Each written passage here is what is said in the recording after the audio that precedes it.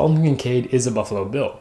I wrote this episode a little bit before he was drafted, but he ended up going in round 1, which is extremely exciting for somebody like Kincaid. Kincaid is an example of somebody who didn't have an opportunity at first, but was given one last opportunity when an injury befell his older senior tight end at Utah, and he took advantage of it, becoming the focal point of the Utah offense and being a great overall player. He's going to add a lot in terms of offensive value for a team that already has a very strong offense. So let's take a look at what we can expect from Dalton Kincaid in his first year in the NFL.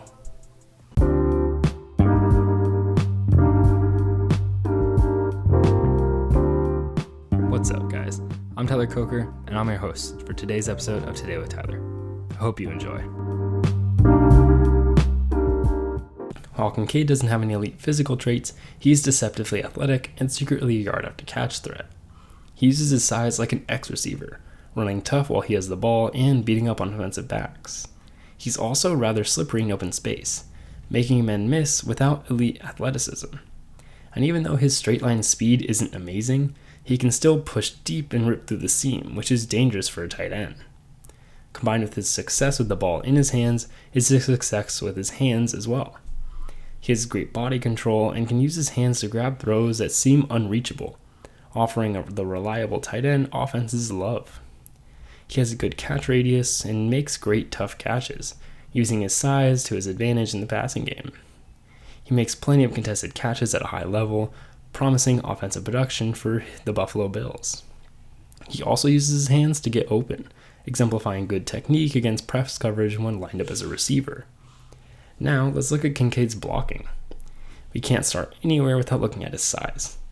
Kincaid is a very small 6'4", 240, which would make him one of the 4 smallest NFL tight ends, and offers some limitations for Kincaid as a blocker or inline tight end.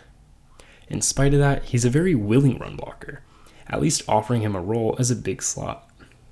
For Utah, he was a reliable lead blocker in the box, giving more optimism for Buffalo's tight end coach, who might try to grab Kincaid and make him an elite tight end. He also plays until the whistle while blocking, which shows his aggressiveness and willingness to be a blocker, only really limited by his size, which can be helped out. Dalton Kincaid is going to have production of an X receiver if he's targeted enough.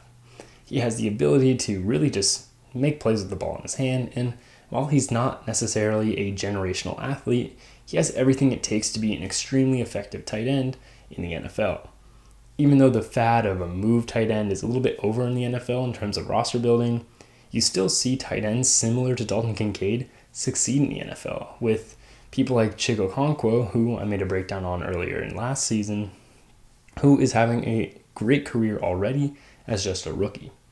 Lighter tight ends are effective, and Dalton Kincaid fits that role perfectly. Expect the Buffalo Bills to be even more deadly in the red zone, because now they have a true threat. Thank you for listening, I hope you enjoyed, and I'll see you next time.